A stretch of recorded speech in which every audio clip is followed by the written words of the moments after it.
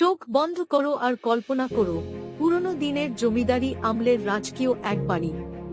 হ্যাঁ বন্ধুরা, আমি বলছি আন্দুল রাজবাড়ির কথা। হাওড়ার বুকে দাঁড়িয়ে থাকা এই রাজবাড়ি শুধু ইট কাঠের গাঁথুনি নয়, এ এক ইতিহাসের জীবন্ত নিদর্শন। 1834 সালে শেঠ পরিবার গড়েছিলেন এই রাজপ্রাসাদ।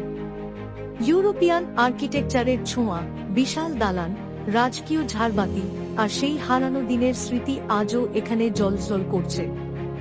যদি ইতিহাস ভালোবাসো, তাহলে এই রাজবাড়ি তোমার জন্য এক আবশ্যিক গন্তব্য। আন্দুল রাজবাড়ি শুধু দেখা নয়, এখানে গেলে সময় থেমে যায়, মনে হয় বাংলার জমিদার যুগ এখনো বেঁচে আছে। বন্ধুরা, বাংলার এই রাজকীয় ঐতিহ্য মিস করো না। ঘুরে এসো, ইতিহাসকে ছুঁয়ে দেখতে হলে আন্দুল তোমায় ডাকছে।